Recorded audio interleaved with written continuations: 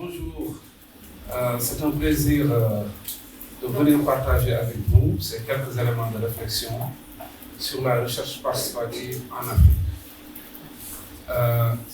C'est des enseignements d'expérience sur 3 projets de recherche participative que nous avions eu à faire. Essayez ça peut-être. Vous entendez bien? Essayez ça pour voir.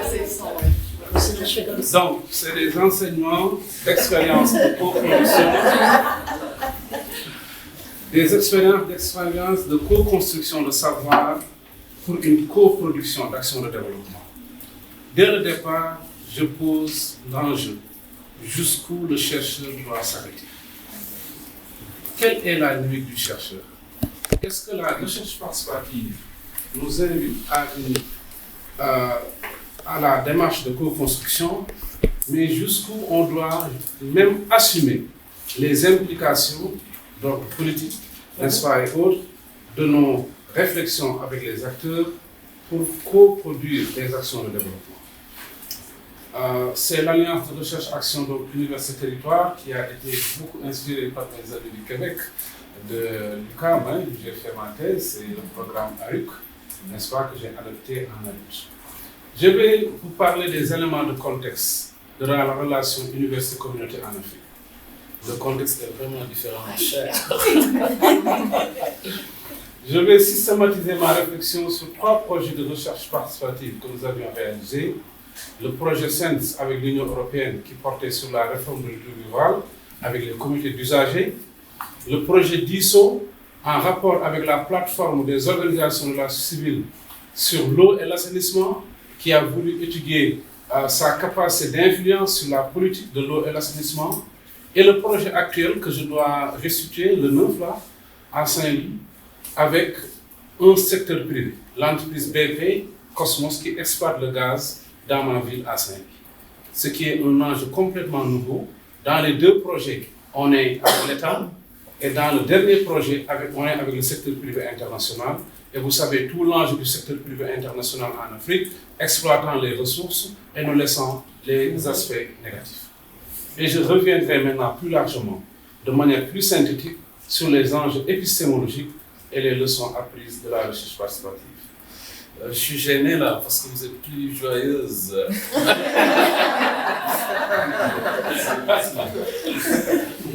Nous, on traîne des problèmes. Hein? C'est ça. Alors,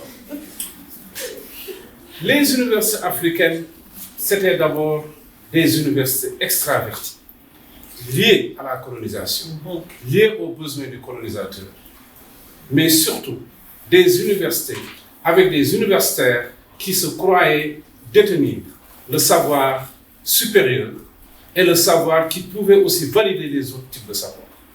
Les enseignants-chercheurs des universités, durant les premières années d'indépendance de nos États, se croyaient être presque des surdoués qui ne discutaient pas avec les acteurs.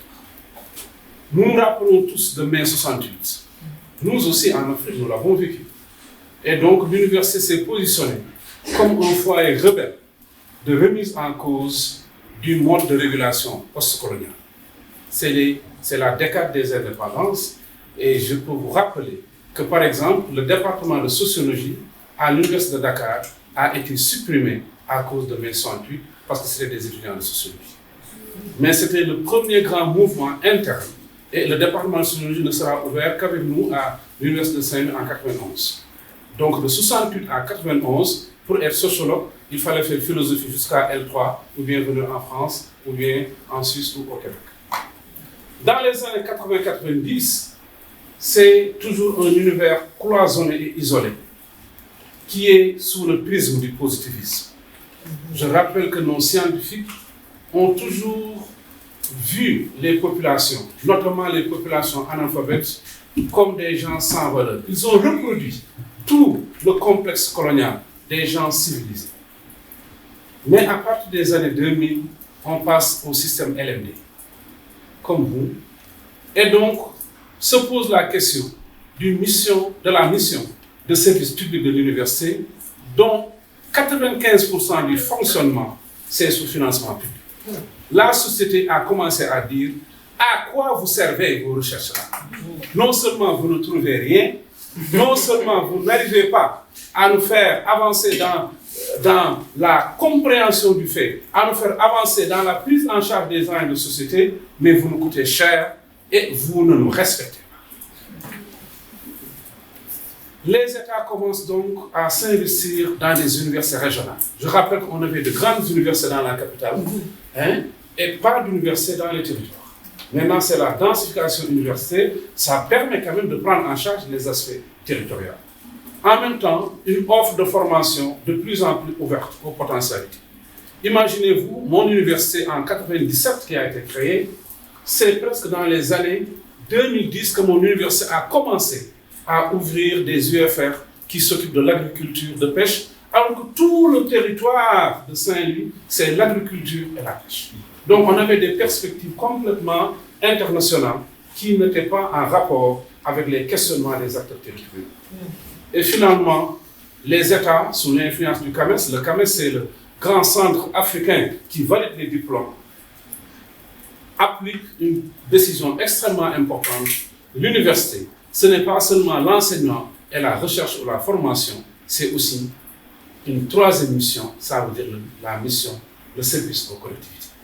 Donc aujourd'hui, même nous sommes évalués par rapport à notre engagement dans cette mission à la communauté. Mais la mission aux communautés, qu'est-ce que ça signifie? C'est l'offre de services sociaux aux communautés territoriales, la santé, l'emploi avec la main-d'œuvre non qualifiée. Mais c'est également des séances de vulgarisation des techniques.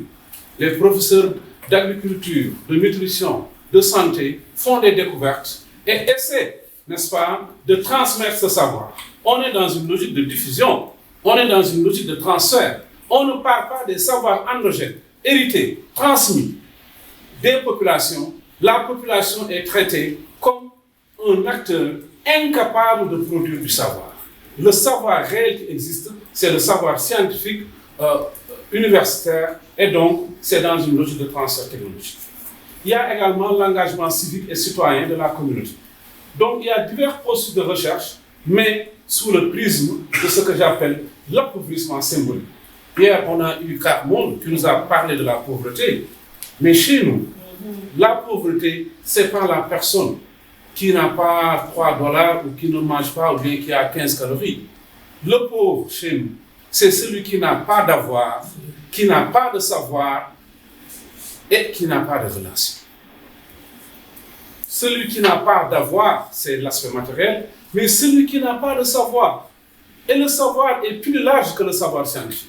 Les autres formes de savoir, les savoirs expérientiels, les savoirs tacites, les savoirs religieux, les savoirs ordinaires, nous invitent à accorder plus d'attention à ce savoir enfoui dans nos traditions et dans nos cultures, mais complètement dévoré. Donc on est dans les injustices épistémiques que vous connaissez, sur toutes ces formes de savoir, ces savoirs ancrés socialement, qui sont des modes d'interprétation du monde, qui sont des modes de compréhension, des modes de production du sens, des modes de rapport des individus avec leur société. Mais je rappelle que ces savoirs ne sont pas toujours des savoirs théorisés. C'est des savoirs empiriques et pragmatiques en réponse à des problématiques vécues par les acteurs. Mais ces savoirs, ce qui les intéresse, ce n'est pas une validation universelle. C'est une validation sociale, territoriale, issue de constats récurrents. Lorsque les pêcheurs constatent qu'à chaque fois qu'il y a un type de poisson qui sort, il y a inondation marine. Durant 10 ans, on sort un type de savoir en disant que lorsque ce poisson sort, ça veut dire qu'il nous avertit que d'ici 15 jours, il y aura inondation et les gens se prennent leurs mesures. Donc c'est un savoir qui ne cherche pas à être scientifique, qui ne cherche pas à être reconnu par nos universités, mais qui permet aux populations de répondre à des enjeux. Je veux donc finir sur la colonialité du service du système universitaire. Ce n'est pas la colonisation. La colonialité, c'est la colonialité du savoir, la colonialité du pouvoir, la colonialité de l'être connaissant.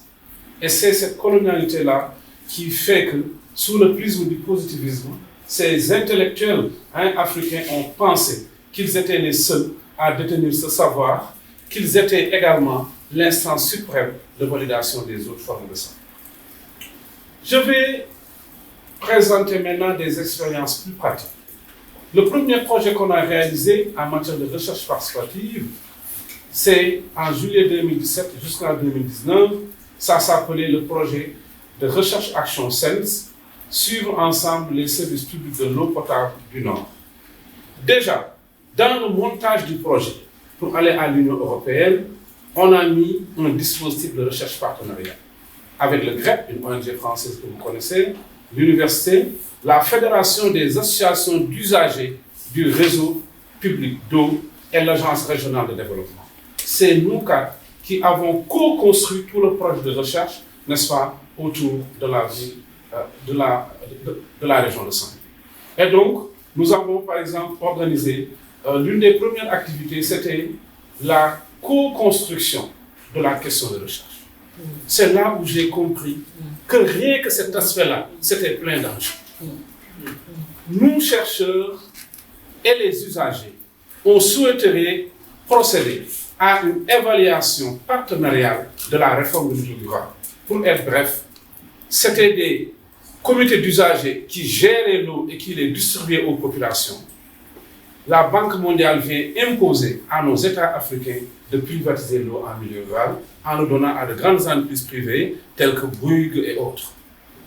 Et donc les prix augmentent et ces entreprises privées disent à l'État, nous ne voulons pas de dispositif de contrôle citoyen. On est en privatisation, mais nous ne voulons pas de ça. Et l'État, comme d'habitude, rivé sur l'agenda international, signe cet accord. Et donc, nous, on souhaiterait dire à l'État, est-ce qu'après plusieurs années de délégation privée du service public d'eau, est-ce qu'on ne pouvait pas faire une évaluation participative, bien sûr avec le secteur public? Première question, l'État dit, si c'est ça, je sors du projet de recherche. Le GRET ONG, qui est opératrice de l'État, financé aussi par l'État, dit, si l'État ne participe pas, moi aussi je sors. Et donc, la recherche, dès le départ, a failli ne plus se faire. Ça veut dire que nous devons construire quand même des consensus, surtout que c'était le début. Nous devons céder un certain nombre de choses. C'est pourquoi, malheureusement, les questions de recherche ont été orientées, n'est-ce pas, par rapport à ça. Et donc là, vous voyez, le 31 mai, à la salle des actes, on a regroupé toutes ces populations rurales, ces chercheurs, l'État, les ONG ensemble au niveau d'un bureau de l'université pour co-construire ce projet de recherche. Finalement, nous sommes tombés sur 3 objets. La perception des usagers sur le service public d'eau et leur connaissance. Vous voyez des thématiques beaucoup plus conciliantes pour pouvoir démarrer. Les dispositifs de représentation des usagers et enfin le cadre de dialogue.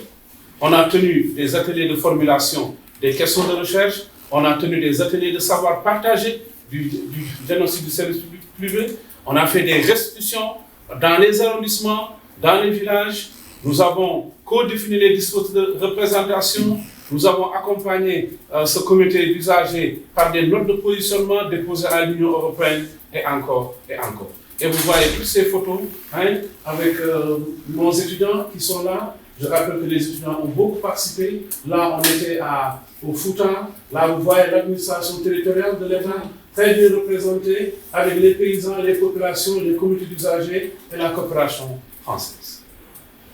Le deuxième projet de recherche qui va finir cette année, c'est le projet DISO. Je rappelle que de plus en plus, nous cherchons également à régler la question des langues, parce que quand vous travaillez avec les acteurs, il faut utiliser aussi un langage que les acteurs comprennent. C'est pourquoi nous avons décidé maintenant de plus en plus, dans les thématiques de projet, d'utiliser les langues nationales comme objet de projet. Et donc, c'est la plateforme des organisations de la civile, de l'eau et de l'assainissement, qui est venue à l'université nous demander de lui faire une recherche participative sur les forces et faiblesses de cette plateforme en matière de formulation de politique publique d'eau, de mise en œuvre et d'évaluation. Jusqu'où l'État était ouvert à permettre à une plateforme qui regroupe 30 organisations de la civile, nationale et internationale, pour pouvoir influer sur la politique publique d'eau. Je rappelle que les organisations de la civile sont très réceptives à la recherche participative, ce qui n'est pas toujours le cas pour l'État. Ici, dans cette étude, on a fait un diagnostic participatif de la gouvernance organisationnelle de la plateforme. Et les organisations ont fait un exercice d'apprentissage avec nous tous et ils ont, n'est-ce pas, accepté ces résultats et ils sont même en train de réfléchir sur comment mettre en œuvre ces recommandations. Mais du point de vue de l'État, c'est une fermeture complète. L'État, les États africains du point de vue général, adoptent une démarche soit de non-engagement, ça veut dire qu'ils viennent mais ils ne parlent pas, soit lorsqu'ils impliquent les acteurs sociaux, c'est une implication sélective et limitée. C'est-à-dire l'État décide d'impliquer les communautés d'usagers sur certains aspects et pas sur d'autres, et même là où l'État les implique, cette implication est limitée à des aspects plus opérationnels que stratégiques. Le projet actuel que nous déroulons, c'est BP, l'entreprise internationale BP Cosmos, qui exploite le gaz. Vous savez, on a découvert le gaz au Sénégal et nous avons tous peur que la malédiction du gaz ne nous arrive pas. Et ça a été découvert dans notre région, à Saint-Louis. Mais là où on a découvert le gaz, c'était le principal site de reproduction des poissons. Le principal site de pêche, la principale zone de pêche pour une population de plus de 50 000 habitants, qui n'a que comme activité l'activité de pêche. Et donc, BP Cosmos, dans la RSE, la responsabilité sociale d'entreprise, avait initié pas mal d'activités. Mais les communautés ont dit que vous ne pouvez pas vous enrichir dans une mer de pauvreté. Vous gagnez beaucoup d'argent et vous nous donnez des bics, des dates, des sacoches pour nos élèves, alors que vous devez procéder à des mesures compensatoires par rapport à cet endroit de pêche qu'on a perdu à cause de votre activité. Et donc, BP Cosmos ont introduit la responsabilité sociale d'entreprise, le contenu local. Et là, ils nous ont demandé, ils ont entendu recherche participative, ils nous ont dit, est-ce que vous pouvez nous proposer des projets d'investissement social en faveur des communautés et sur lesquels les communautés se retrouvent. Mais dès le départ, en nous disant, ne nous amenez pas des projets trop chers, ne nous amenez pas des projets d'infrastructure. Comme d'habitude, nous avons proposé, comme on a fait avec la RUT, un dispositif de recherche partenariale. On a dit, il y a une plateforme qui existe, qui regroupe les organisations de la civile et les communautés de la langue de Barbarie, les communes de pêche. Cette plateforme a existé depuis 2019, mais cette plateforme, sous l'influence des organisations de la civile, pose l'enjeu de la régulation et du suivi citoyen de l'exploitation du gaz, avec notamment ses conséquences en termes de pollution, avec notamment ses conséquences en termes de perturbation de l'écosystème marin, avec notamment ses conséquences en termes de nouvelles maladies, avec notamment ses conséquences en termes de raréfaction du poisson. Là se pose toujours le même enjeu, BP qui nous dit oui à la recherche, mais non au suivi et à la régulation. Nous sommes d'accord pour une recherche sur les mesures permettant aux populations d'atténuer les souffrances. Mais nous ne sommes pas d'accord pour une recherche sur un mécanisme co-construit, partagé de gestion participative de l'exploitation gazière. C'est très difficile, mes chers amis. C'est extrêmement difficile. Et donc, vous voyez, ici, c'est ce qu'on appelle le site de Dakar. Dans ce site-là, c'est là où se repeuplait le poisson. Et une maman me disait, je commence à cuisiner, mon mari va ici, m'amène du poisson frais et je cuisine. Là, ce territoire n'est plus un territoire sénégalais, c'est un territoire BP. Et tout pêcheur qui s'approche à 500 mètres, 700 mètres, les gardes-côtes risquent de le tuer. Et on a eu des morts d'homme ici. Et donc, c'est l'exploitation gazière qui se passe, les brûlés du matériel, l'huile, tout ça. Donc, personne, c'est la nébuleuse. Et c'est ça qui fait que, finalement, les recherches participatives sont très intéressantes, mais c'est important d'avoir des coalitions de cause. Est-ce que nous pouvons, à ce moment, dire, nous ne sommes pas d'accord, nous laissons, c'est nous qui allons perdre. On est obligé de négocier, pas à pas, petit à petit, et leur démontrer la pertinence sociale de la recherche participative. Les leçons apprises, chers amis. Le projet SENS a permis une démarche participative dans la formulation des questions de recherche, même si on a senti quand même une influence de l'État et de l'ONG. Mais cette démarche s'est vérifiée également dans la validation des résultats. Mais je rappelle, on a eu une validation sélective et instrumentale des résultats. Autrement dit, c'était le premier projet. On était très déçus, les populations, parce que les populations voulaient nous engager, non pas seulement à nous arrêter aux résultats de recherche, mais à les accompagner. Et jusqu'où nous, on devrait s'arrêter. Mais en même temps, c'est un projet de recherche à durée limitée. C'était 2 ans en 2019, le financement est arrêté, l'Union européenne dit, même si vous n'avez pas fini, il faut arrêter. Et c'est là où on voit bien que nos États appliquent la politique de pourrissement. Ils savent que c'est des projets de recherche à durée limitée. Ils disent d'ici 2 ans, le projet sera arrêté. Et donc finalement, l'État n'a pas voulu valider nos résultats, mais qu'est-ce qui est arrivé? C'est des comités d'usagers dans les villages qui se sont mis à manifester, qui se sont mis à réagir, et le président de la République a décidé d'arrêter le processus de privatisation.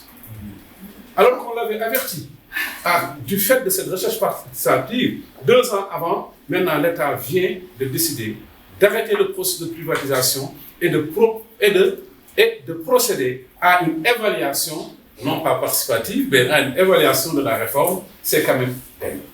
Mais en même temps, on a constaté que du point de vue de tous les acteurs, chaque acteur prend dans les résultats qu'il arrange. Les résultats qui confortent sa vision et sa position. Ça veut dire que est-ce que nous sommes dans une posture de questionnement? Est-ce que nous sommes dans une posture d'apprentissage de nos pratiques? Si nous nous engageons dans la recherche partenariale pour pouvoir conforter notre position, mais à quoi ça sert finalement? Et donc, c'est des questionnements extrêmement importants. Les médiateurs, il faut nécessairement des médiateurs. Mais qui est médiateur, chers amis? Est-ce que c'est nous les chercheurs? Est-ce que c'est les ONG? Est-ce que c'est les partenaires? En réalité, chaque acteur est aussi vulnérable. Dans le projet d'ISO, comme je l'ai dit, la validation des résultats par les organisations de la civile est actée, mais on a l'attitude d'ignorance sélective des résultats par les acteurs institutionnels. Et donc, on a procédé à la gestion la semaine passée et le représentant de l'État a menacé de défection pour le reste du processus. Le projet BIPI-Cosmos avec le secteur privé, une volonté de mainmise réelle sur les questions de recherche et le dispositif partenarial de recherche. Mais ce qui m'a surtout surpris, mes chers amis, c'est la crédibilité des représentants des communautés. Je ne veux pas aller très loin là-dessus. Ce que je vois, c'est que d'une part, l'entreprise a marginalisé toutes les organisations de la civile radicale et a voulu imposer dans le dispositif partenarial des organisations beaucoup plus collaboratives. 1. L'entreprise envoie les leaders de ces organisations collaboratives en visite d'échange, Norvège, Suisse et autres, leur fait un lavage de cerveau tel que quand ils sont revenus, ils ont dit l'exploitation gazière va nous sauver de la catastrophe. Les leaders d'organisations de la langue de Barbarie, de pêcheurs, avec qui j'ai travaillé l'autre jour, de vous à moi, j'étais ridicule, moi en tant que chercheur. Quand j'ai présenté les résultats, les représentants des communautés, mandatés par les communautés, ont défendu la position de l'entreprise. C'est la corruption. Donc la crédibilité des représentants, la redevabilité sociale des représentants, parce que les représentants des communautés, quand ils viennent dans ces espaces, est-ce qu'ils font l'effort de discuter en amont avec leurs mandataires? Quand ils repartent de ces rencontres, est-ce qu'ils font un effort de restituer et de partager? Le contrôle social des leaders constitue un enjeu extrêmement important dans nos pays. Les restrictions d'information également se posent. L'importance du médiateur pour faciliter les transactions sociales, j'y ai parlé, mais n'oublions pas également, chers amis, un différentiel de culture entre nous les parties prenantes, un différentiel de temporalité, un différentiel de ressources. Je rappelle que nous les chercheurs africains, et je parle à mes amis africains d'autres pays, nous avons le devoir de faire descendre nos universités de leur piédestal. Nous avons le devoir d'aider à la recompréhension de l'Afrique. Nous n'avons plus de complexe en pensant que, parce que nous maîtrisons la langue française ou anglaise, que nous sommes supérieurs. Nous n'avons pas le droit de nous croire supérieurs aux populations. Mais malheureusement, chers amis, la plupart de mes amis enseignants-chercheurs nous ont traités de populistes éclairés depuis le début. En nous disant comment vous pensez qu'un analphabète paysan peut construire une question de recherche. En nous disant comment il peut valider les résultats. Est-ce qu'il a le potentiel critique pour analyser les résultats? Ça veut dire que quelque part, c'est des enjeux épistémologiques, épistémiques, voire éthiques du chercheur. Et donc, se pose la question de la culture du chercheur. Se pose la question de notre compréhension, nous formatés à l'école occidentale, de comprendre les codes culturels de nos sociétés. C'est dommage, nous sommes tous des gens déculturés et extravertis. Nous sommes formés dans les écoles occidentales, nous réfléchissons, nous utilisons des langues, et vous savez que la langue, c'est pas seulement un mode de pensée, c'est aussi une vision du monde. Et donc finalement, nous sommes des chercheurs éloignés des réalités, des chercheurs incapables de saisir l'intelligibilité du fait social. Et en même temps, nous nous croyons supérieurs, et donc complètement déconnectés. Et je ne cesse de rappeler ça à mes amis enseignants-chercheurs, mais malheureusement, surtout ceux qui sont en sciences naturelles, sciences physiques, là le débat ne se pose pas. Franchement, écoute là, nous sommes des techniciens, semble laisser nous continuer à faire nos découvertes. La question de la co-définition, de la co-condition des questions de recherche, c'est un point d'attention. Mais le défi des chercheurs, vous me voyez très engagé, mais le défi des chercheurs, chers amis, de trouver un équilibre entre cette objectivité et notre sensibilité sociale, et notre vision politique et idéologique, n'est-ce pas, durant la recherche, garde de notre crédibilité. Et je puis vous rappeler que plus d'une fois, les représentants en tout cas de l'État ne nous ont pas ratés pour nous dire est-ce que vous êtes des chercheurs ou bien est-ce que vous êtes des syndicalistes communautaires. Ça, franchement, c'est un défi perpétuel qu'il nous faut gérer. Je rappelle que dans nos recherches participatives, nous voulons une implication des acteurs en réduisant, n'est-ce pas, les relations asymétriques. Mes chers amis, entre la domination technique des chercheurs, la domination institutionnelle de l'État et des acteurs institutionnels, mais je regrette, qu'est-ce que les acteurs sociaux peuvent faire?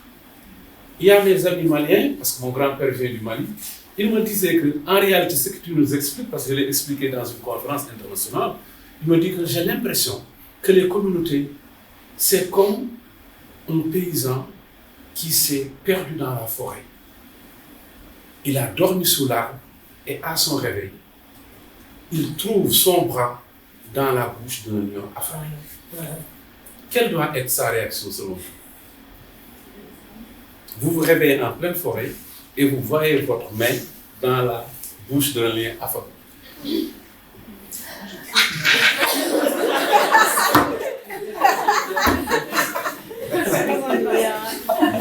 Est-ce que vous allez vous rebuffer? Est-ce que vous allez vous rebuffer ce qui signifie ce que ça signifie? Ou bien est-ce que vous allez prendre le temps de faire des chansons alléchantes en caressant la tête du lion? Voilà la situation que nous avons. La question de la traduction. Mes amis enseignants-chercheurs avec qui j'ai travaillé, nous avons eu beaucoup de problèmes pour traduire certains concepts. Et je le disais tout de suite, on a perdu 3 jours pour traduire le concept de eau potable dans ma langue. Qu'est-ce que l'eau potable? Pour certains très rivés dans une culture islamique, l'eau potable, c'est l'eau qui peut faire les ablutions. Pour d'autres, l'eau potable est incolore, inodore, sans saveur.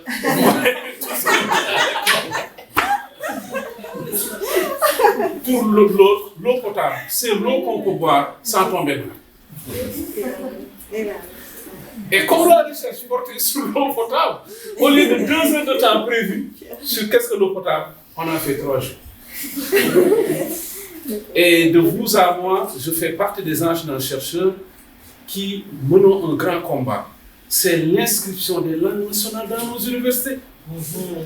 Pourquoi on ne prend pas à nos étudiants et à nous de parler les langues nationales? Dans mon université, imaginez-vous, on apprend du chinois aux étudiants, mais aucune langue nationale. Mon Dieu, là, dans quel pays on est? Vous voyez, on a des défis qui nous empêchent de dormir, et franchement, des fois, c'est difficile. La reconnaissance sélective et instrumentale des résultats de recherche, j'en ai parlé, mais également, chers amis, la démarche participative ne doit pas cacher le fait que les communautés ne constituent pas une entité homogène. Faisons attention, chers amis. La communauté est traversée par des enjeux de positionnement, des enjeux d'intérêt, des enjeux de guerre souterraine, n'est-ce pas, qui font que finalement, est-ce qu'on est sûr qu'on est avec les acteurs crédibles et représentatifs? D'autant plus qu'il y a des acteurs qui s'accommodent du discours ambiant et qui représentent la population, surtout dans nos villes. Le défi d'avoir donc ces représentants. Chers amis, nos expériences nous instruisent à accepter les divergences, à accepter des sujets en débat, à accepter de ne pas toujours arriver à des compromis. C'est possible. Si nous voulons rechercher toujours le compromis, on risque non pas d'avoir un compromis, mais un compromis imposé. Donc acceptons aussi que certaines parties prenantes disent que nous allons arrêter. Nous ne voyons plus notre intérêt. Et chaque fois, la première recherche, l'État a fait défection. La deuxième recherche, l'État a fait défection et est revenu. La troisième recherche, nous espérons que le secteur privé ne fera pas défection. Mais c'est des combats quotidiens que tu dois mener. Chaque partie prenante est productrice de savoir, disons-nous. Mais comment se fait la stabilisation des savoirs? Comment se construisent les consensus dans le cadre des processus de croisement des savoirs? Un autre défi, c'est la valorisation des résultats. Au Québec, j'ai vu le travail extrêmement important du TIES, n'est-ce pas? Et c'est vraiment la forte demande des acteurs. Les acteurs nous disent, vous les chercheurs, vous vous limitez à faire des questions de recherche. Vous vous limitez à faire des recherches. Rarement, vous trouvez des choses intéressantes et lorsque vous les trouvez, vous n'arrivez pas à les appliquer. Donc, à quoi nous servent vos recherches? Les attentes des acteurs, c'est l'amélioration de leurs conditions de vie, c'est l'amélioration de leur capacité d'influence. Mais est-ce que nous, chercheurs, nous sommes également redevables à cette mission? Quelle perspective? Si nous proposons des dispositifs, des connaissances, des savoirs partagés, des actions, si nous les proposons, jusqu'où on doit aller? Pour finir, chers amis, on a vraiment repéré, malgré toutes ces difficultés, une forte demande des acteurs sociaux, une forte demande des collectivités territoriales, une forte demande des organisations de la société civile, une forte demande des organisations communautaires dans la recherche participative, du fait de la pertinence sociale. On a aussi, et ça nous a beaucoup aidé, réconforté, c'est le grand intérêt manifesté par les étudiants. Nos étudiants sont vraiment demandeurs de recherche participative. Ça leur donne un rapport direct avec le terrain. On a des universités où les étudiants en sociologie ne vont sur le terrain qu'en 4e année. Nous, on veut, dès la première année, aller avec nous, avec les étudiants sur le terrain. Et je rappelle que l'expérience du Québec, du CRIS et de l'ARUP m'a beaucoup influencé parce que dès mon arrivée, mes enseignants m'ont donné l'occasion d'aller capitaliser sur Vivre Saint-Michel en santé. Et donc, c'est ça que j'essaie, avec d'autres enseignants, de faire. Nous allons sur le terrain avec nos étudiants, nous partageons les questionnements, il n'y a pas de hiérarchie. Je rappelle que aussi la recherche participative exclut la hiérarchie entre enseignants et étudiants. Nous sommes des co-chercheurs. Nous ne pouvons pas continuer à reproduire nos dominations à la française dans nos salles de classe. Je rappelle que quand j'étais étudiant, quand le professeur l'allait entrer, nous nous levons avec comme ça là, comme si c'était le grand maître. Non, chers enseignants-chercheurs, sachons que nous sommes des gens qui faisons de la recherche. Nous sommes des gens qui n'avons pas toute la connaissance entre nous. Les étudiants aussi sont très pertinents. Et moi, je suis porteur de ce discours et j'ai été très content que le réseau puisse inviter des étudiants avec nous pour y participer. La recherche participative est de plus en plus aussi développée dans les milieux des ONG, mais c'est des bases scientifiques à consolider.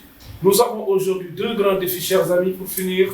C'est le dispositif stratégique et d'accompagnement de la recherche participative. Il n'y a aucun fonds destiné à la recherche participative. On est obligé de répondre à des appels à projets pour y participer. Et donc, c'est à la bonne volonté du commanditaire de nous accompagner pour faire cela. Et enfin, l'État et les partenaires au développement s'ouvrent de plus en plus. Et j'envisage d'ici 3 ans d'organiser un grand atelier national sur la recherche participative dans les universités. Mais je rappelle que le degré d'ouverture, le degré de flexibilité de l'État, du secteur privé et des partenaires au développement mérite d'être considéré. Merci beaucoup de votre attention.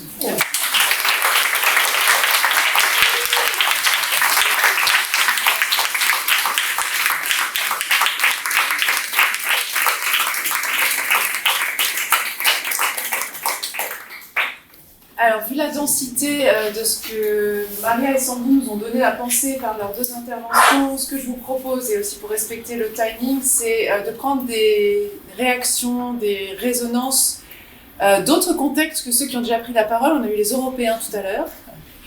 Si d'autres personnes veulent prendre la parole selon vos différents contextes par rapport à ce que vous avez présenté, comme on est sur la question des contextes géographiques, on sent que ça joue énormément sur ces questions précises et donc de manière générale sur tout ce qu'on aborde ensemble.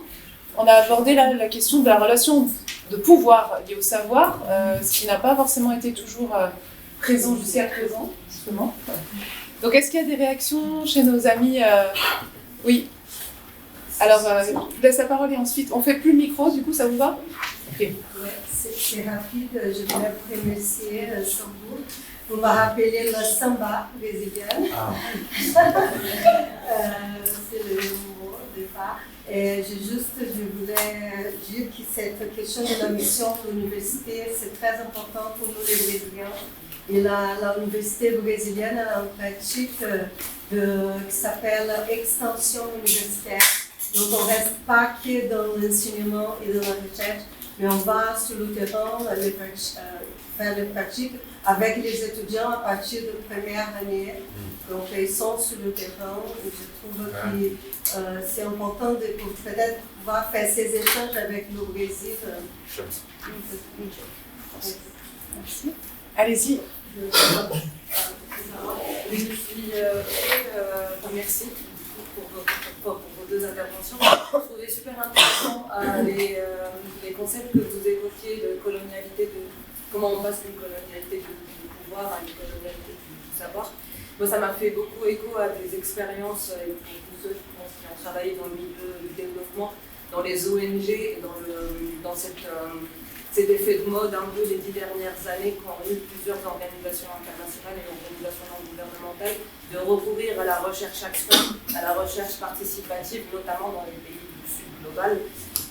Et quelque part, il y a justement du coup ce rapport très instrumental et avec les universités, et avec les associations locales, et avec les élites locales, activistes, militants ou représentants des communautés, un peu cet effet de cooptation que vous avez évoqué en termes d'instrumentalisation.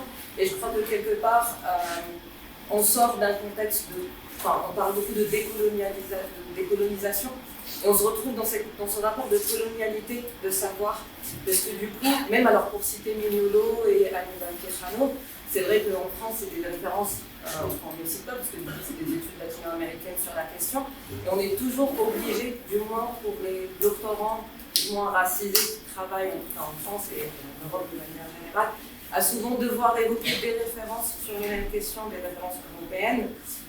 ou de justifier pourquoi on a recours à des références latino-américaines, parce qu'on a très peu, tout ce qui a été écrit aussi sur les cas d'études africains a aussi été produit par des Européens. Donc du coup, on se retrouve un peu dans cette conflictualité-là. En tout cas, merci. Voilà, c'était juste un commentaire global. Merci. Est-ce qu'il y a d'autres personnes qui ont envie de prendre la parole? On a un petit temps, après je proposerai qu'on revienne au dernier petit temps d'échange. Marc, tu as déjà pris la parole avant. Là, j'essaie de démultiplier les voix, alors du coup, je suis désolée, tu veux dire que moi je parle aussi beaucoup, mais... Oui, derrière, oui. Oui.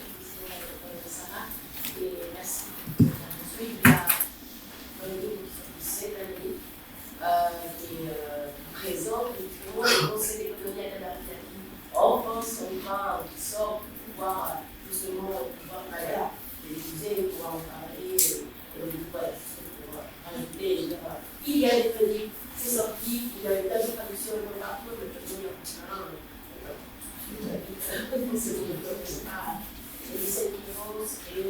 oui, oui. On pourra peut-être les mettre dans les ressources. Ça me permet de vous dire qu'on a mis un lien vers des ressources collaboratives que vous pouvez aussi alimenter. On a mis ça sur le site Réunis. Vous avez un nouvel onglet, programme, et présentation et ressources. Donc n'hésitez pas à alimenter aussi avec vos propres ressources. Je regarde s'il y avait encore... Oui, Mathieu. Je vais donner parler en tant qu'Européen. Tu as su. Mais je voulais rebondir sur ce qui a été dit à la fois par Maria et par Sambou, et notamment sur la question de la colonialité, pour à la fois te rassurer et t'inquiéter. Sambou, je crois que la colonialité est très présente, mais sous une autre forme en métropole en France, et qu'il y a vraiment c'est clair qu'on a instauré depuis des années le positivisme par lequel la France, l'histoire du savoir en France est aussi passée, à laisser des traces dans une hiérarchie des savoirs. Et je crois que en fait, c'est très intéressant que tu décales ce regard, parce que premièrement, ça nous montre que évidemment, on doit penser la même chose chez nous, et donc réinstaurer ceci, ce que dit Maria, d'une certaine manière, donc là vous vous retrouvez. Et je crois que c'est propre d'ailleurs au monde occidental, et c'est pas étonnant finalement qu'on le retrouve chez nous, parce que c'est pas une colonialité seulement, c'est aussi un modèle qui s'est imposé par le colonialisme. En fait, je pense que c'est comme ça que ça s'explique historiquement. Donc ce qui est important dans l'approche qu'on a, c'est la dimension partenariale. Je crois que la question du partenaire vient finalement résoudre la chose. Pour autant, il y a deux biais encore que tu as soulignés et que je crois aussi auxquels nous devons être attentifs. En tout cas, là, je parle encore pour l'exemple français, avec ça ne vaut que pour ça, mais je pense que d'autres pourraient transposer. C'est la question de la langue et du langage. On a beau être un pays dans lequel nous avons une seule langue officielle, nous avons plein de langues minoritaires. En France, je crois qu'aujourd'hui, la question d'un travail sur le territoire implique aussi de pouvoir s'adresser aux gens dans leur langue, que ce soit leur langue ou leur langage. Donc, il y a la question à la fois de la langue, ça a été abordé par vous deux, mais je crois que c'est vraiment un écueil fondamental. Et ça me conforte dans ce que je disais hier sur le fait qu'on est un réseau francophone et que déjà travailler dans un espace avec une langue officielle, qui n'est pas le langage, qui est au moins une langue référentielle commune, est déjà une aide, mais ça nous demande d'aller plus en finesse. Parce que la question n'est pas sur la langue, elle est sur les langages. Et elle est derrière sur les représentations qu'il y a dans le langage. Je dis ça parce qu'ici, quand on va par exemple travailler tout simplement, concrètement, en Alsace, sur le terrain, vous ne vous en rendez pas compte ici à Strasbourg, vous faites 50 km au nord de Strasbourg, si vous ne parlez pas l'alsacien, vous n'irez pas faire de la recherche dans les villages. Vous n'y arriverez pas. En fait. Il y a un moment, il y a une barrière que vous ne franchirez pas. Les gens comprennent le français, la question n'est pas là. Et vous n'aurez pas le même rapport aux gens, ou comme si on parle le Wolof au Sénégal ou d'autres langues qui sont des langues des communautés. Et l'autre biais, le dernier biais que je voulais souligner, et qui moi il me semble un élément extrêmement important pour notre réseau, c'est cette manière très homogène et un peu candide de voir la société civile. Maria l'a bien montré, il y a une rugosité, il y a une différence. Même quand on travaille en tant que travailleur social dans ces milieux-là, on sait, on est conscient de l'hétérogénéité, mais on y est confronté dans la recherche. Et je crois que cette rugosité, elle fait partie en fait de la méthode de la recherche. Et le biais qu'on peut avoir derrière, c'est une forme de candeur en se disant, ben oui, comme cette personne est un acteur, eh bien, il a une forme de virginité par rapport à son sujet. Ce que tu nous montres par rapport à l'exemple de Bipi est tout à fait éloquent, et donc il ne faut pas être non plus des mécanismes qui peuvent exister derrière d'influence politique ou de biais politiques existants. C'est-à-dire que c'est des personnes qui aussi, quand on va chercher une certaine communauté, on sait aussi qu'il y a ce biais. Et il faut, j'allais dire, alors il y a ceux qu'on a biaisés, et il y a le biais qui existe. Et le biais préexistant, c'est aussi, à mon avis, le rôle du chercheur, de pouvoir, dans sa méthode, identifier ces biais comme il les identifie quand il fait une expérience en labo, en sachant qu'il y a des facteurs transformants, que là, il va être à telle température, et qu'évidemment, s'il se trouvait dans d'autres conditions de température et de pression, ce serait différent. Donc c'est un peu, pour moi aussi, la question des conditions initiales de l'expérience de la recherche qui est posée derrière. Donc je trouve que tout ça est extrêmement fertile de croiser ces deux regards, en fait, pour être très, à la fois en apparence très différents, mais pour moi, il y a énormément de convergence. Merci. Il y a encore une prise de parole de Omar, et ensuite je vous propose de conclure à deux voix, si ça vous va. Oui, super. Merci Maria, merci pour la présentation. J'ai juste une petite question un peu directe pour Sambou. Par rapport là, vous avez présenté un peu le début de la démarche et qu'il y avait un peu un consensus sur les objectifs de la recherche. J'aimerais bien savoir un peu sur la méthodologie. Est-ce qu'il y avait une négociation de la méthodologie aussi avec les parties prenantes pour qu'on verra un peu plus par rapport à ce processus? Merci. Du coup, je vous propose quelques mots de conclusion. Moi, si j'ose, j'ai cette notion de non-innocence qui n'est pas arrêtée de tourner en vous écoutant, la question de la non-innocence de la science telle qu'elle se fait, elle se propose. Je ne sais pas que ça me parle, mais en tout cas, voilà, à vous la parole de fin. Est-ce que tu réponds aux collègues ou non? Excuse-moi. Oui. Bien sûr, bien sûr. Oui. Excusez-moi. Sur la colonialité, je pense qu'il y a beaucoup de choses à dire là-dessus. Je pense que c'est extrêmement important. C'est des mécanismes persistants de reproduction des formes de domination. Et je rappelle que le scientisme, que la modernisation, que le capitalisme constituent des leviers qui facilitent cette colonialité. Et nous devons vraiment en prendre vraiment conscience. J'ai écrit un article là-dessus que je pourrais partager. Le rapport instrumental avec les universités, je suis tout à fait d'accord, la question de la langue et du langage avec les gens du territoire, c'est extrêmement important et c'est là où les chercheurs doivent faire l'effort de réapprendre les langues que les populations parlent. Sur la société civile, on est d'accord. Sur la définition de la méthodologie, c'est là où on voit quand même que les communautés, on ne peut pas toujours tout leur demander. Au niveau de la méthodologie, c'est nous qui avons proposé une méthodologie, on l'a proposée, mais il n'y a pas eu de réaction. Ça veut dire que les acteurs participent, mais ils participent à des niveaux qu'ils maîtrisent. Donc sur la méthodologie, vraiment, c'est une méthodologie de chercheurs, une méthodologie qui a combiné des questionnaires, mais aussi beaucoup d'entretiens, mais également surtout beaucoup d'ateliers de savoir partagé. Durant tout le processus, on a vraiment utilisé cette approche extrêmement importante, atelier de savoir partagé, où le savoir est co-construit avec les acteurs.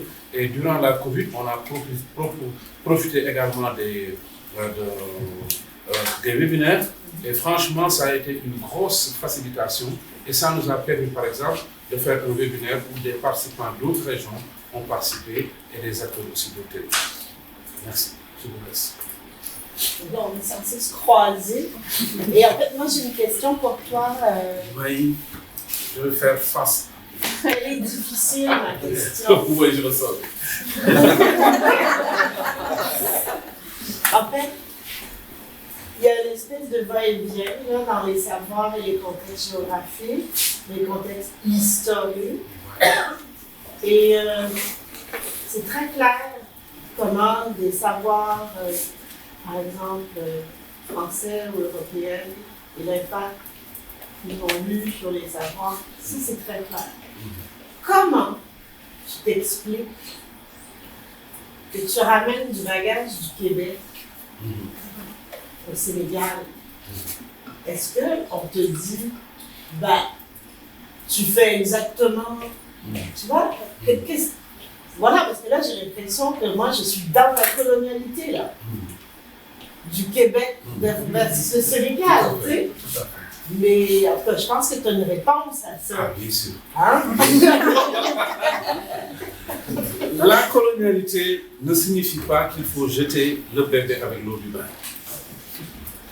quand une pratique ou une expérience est enrichissante, nous pouvons adopter ce qu'on appelle la technique de l'accommodation, pas de l'assimilation. C'est-à-dire sélectionner dans les pratiques étrangères ce qui correspond le mieux à nos pratiques. Je ne suis pas aussi pour le communautarisme et pour l'enfermement, parce qu'il ne s'agit pas pour l'Afrique de se singulariser. Nous sommes dans un monde de mondialisation, donc on doit pouvoir être ouvert à d'autres pratiques qui font sens. La chose qui m'a le plus intéressé, c'est l'ouverture de l'université à la société. Mais ça, c'est pas le Québec, je regrette. Mais c'est une demande sociale de tous les acteurs. Quand je l'ai vu au Québec, je vous rappelle que quand j'avais la bourse de la Fondation Ford pour aller faire ma thèse, c'est des amis français qui m'ont dit « Toi, il faut que tu ailles au Québec. C'est là où tu vas trouver tes réponses. » Parce que nous, en France, on est encore resté dans la hiérarchie et dans le cloisonnement. Et quand j'ai été à la lutte, j'ai vu comment se passait la co-construction. Quand j'ai fait des ateliers de savoir partagé, où je mets en face du paysan un professeur agronome. Et le paysan fait savoir au professeur agronome que la manière dont tu enseignes à tes étudiants comment planter l'oignon est contre-productive. Quand je mets en face un paysan analphabète qui dit à un professeur qui est spécialiste de l'eau que nous avons des méthodes traditionnelles en regardant la texture du sol et en faisant une croix de savoir est-ce que sous ce sol l'eau est potable. Mais pourquoi je ne suis pas preneur? Donc, la colonialité ne signifie pas un rejet de ce qui est fait ailleurs. La colonialité ne signifie pas, pour l'Afrique surtout, de tomber dans ce que j'appelle le risque de l'autochtonie. Ça veut dire tout ce qui n'est pas africain, on ne le prend pas. Mais nous, en quoi nous sommes africains? Nous sommes des Africains très transitionnels. On est dans ce qu'on appelle actuellement la transition. On est dans des sociétés de transition. On est dans des sociétés hybrides où nous ne savons pas d'où nous venons et nous ne savons pas où nous allons. Nous sommes très influencés. Je pense qu'en échange interculturel, Martin, il faut que le réseau assume bien cela. Le continent africain est marqué par l'hybridité et la vulnérabilité. Nous sommes des Africains traditionnels. Nous avons été islamisés ou évangélisés. Il y a la colonisation et maintenant, il y a la mondialisation, où on reçoit des influences du Brésil, du Japon, de Chine. Et finalement, l'être africain, c'est un être pluriel qui est complètement en crise perpétuelle parce qu'il n'arrive pas à assurer une combinaison harmonieuse de toutes ces influences culturelles. C'est pourquoi je veux refuser ce combat pour le communautarisme, pour l'autochtonie, et on sait les conséquences avec nos présidents des indépendances, les Mobutu et autres. Non, on n'est pas différents des autres. Nous voulons être des citoyens du monde actuel, mais qui puisent sur leurs traditions et leurs valeurs culturelles pour apporter des contributions à l'évolution du monde. Tout ce que l'Occident, le monde arabe, tout ce que le monde indien, le monde brésilien fait et qui peut nous permettre de mieux comprendre notre réalité et de mieux avancer, nous sommes preneurs si ça correspond avec nos croyances et nos valeurs. Ça, c'est un enjeu extrêmement important. Merci beaucoup, je pense qu'on va s'arrêter.